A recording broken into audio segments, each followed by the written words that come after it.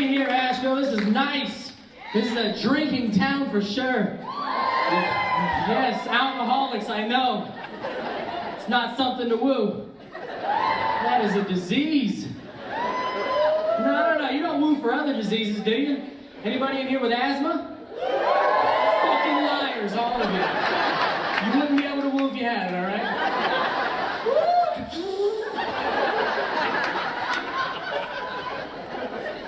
I think a lot of people think that they're alcoholics. They think, oh man, I had a crazy night of drinking. You have one crazy night of drinking, you think it really? Is that, we've all had that night where you wake up hungover in a Target shopping cart and you're like at the bottom of a ravine because you thought you could make the jump. That's not what alcoholism is. Alcoholism is perpetual. It affects your life decisions on a day-to-day basis. If you want to know if you're an alcoholic, there's a line you have to cross, and here it is. When the doctor prescribes you antibiotics, and she says, you can't take this medication within 3 hours of drinking. If your first thought is,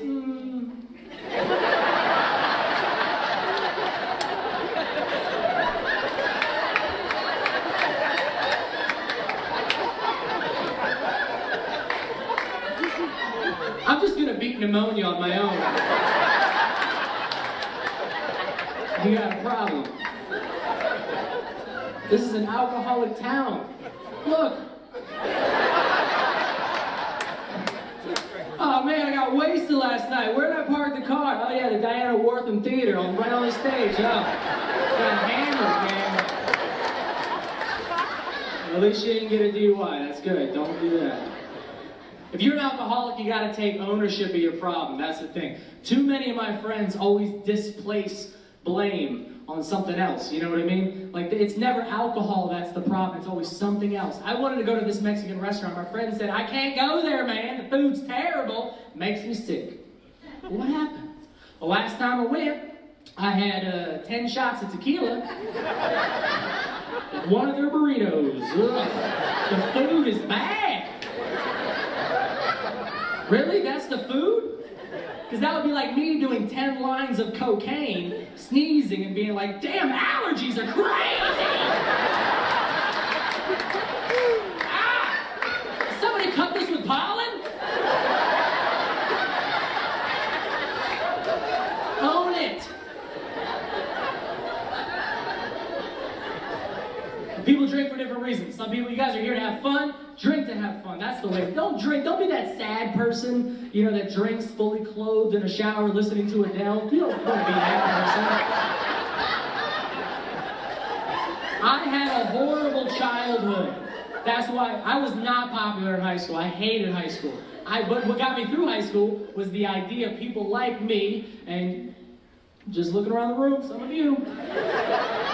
What got us through high school was the idea of people like us that are low on that popularity chart. We're going to rise up. People that are popular, they drop off. People peak and valley at different times in life, yes. There's one girl I went to school with, gorgeous, perfect grades, valedictorian, homecoming queen, captain of the cheerleading squad.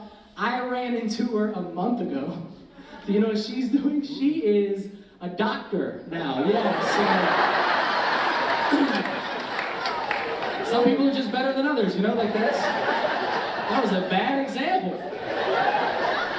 Her time will come.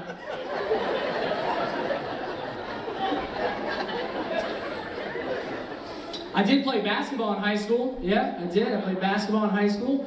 I didn't play for my high school. I played for a church, but I was in high school when I did it.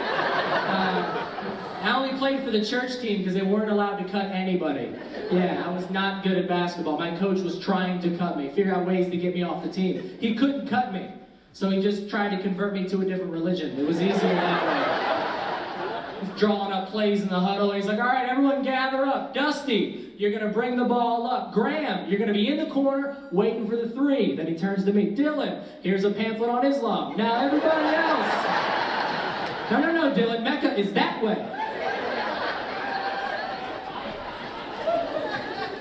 We didn't have a referee. We just had the pastor. And he wore the same khakis he wore that day, early that morning.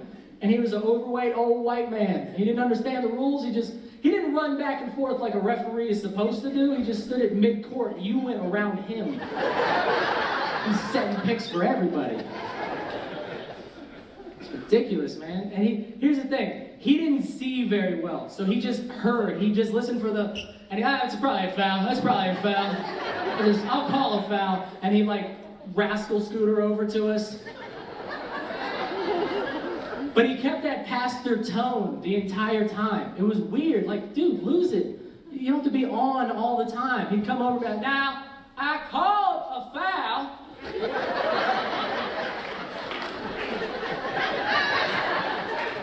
But I did not see it.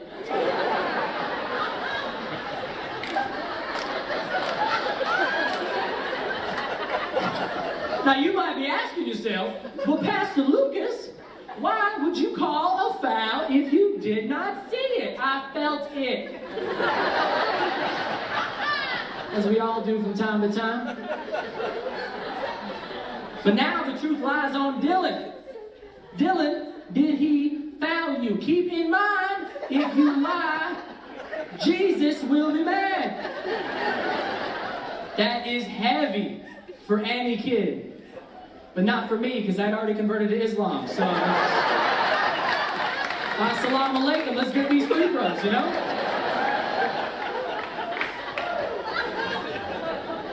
Nice. High school, man, hated it, man. Never going back. Never coming back, is what I said on graduation day. And they were like, yeah, we don't want you, that's the point.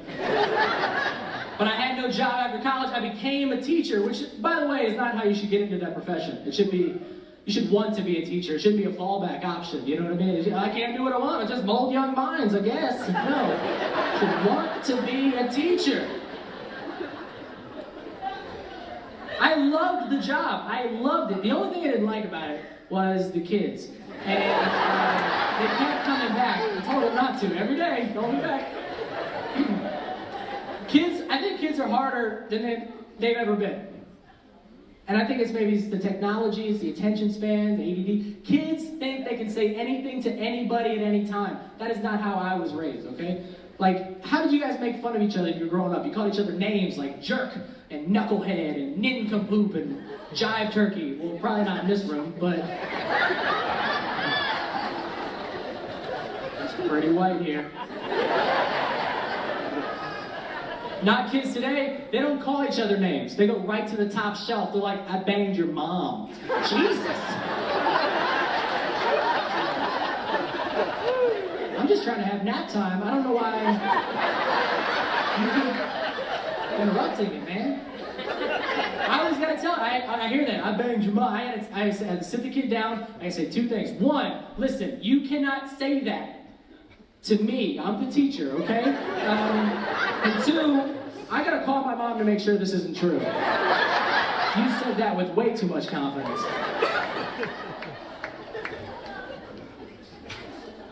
Even how you guys remember how you made fun of your friends? Even that's changed. When you found out your friend had a crush on someone, you teased them a bit. You did a little nursery rhyme. So many sitting in a tree. K-I-S-S-I-N-G. First comes, then a baby, and a baby carries. Yes, that is an old school rhyme. You can tell it's old school, because if that rhyme were to be invented today, those three things would be in reverse. First comes the baby. Accident, we all know. Marriage, tax purposes. Love, that's because you don't want to watch American Idol by yourself. I get it. But there needs to be an updated version, a millennial version of that to meet the times, man. I'm a millennial, I can speak for the generation. Millennials are very accepting people, by the way, so I'm assuming two gender-neutral names to include everybody. Hayden and Brooklyn. Sitting in a Nordstrom. S-E-X-T-I-N-G. First comes Tinder, then comes Plan B, then urgent care to find out why it burns when I pee.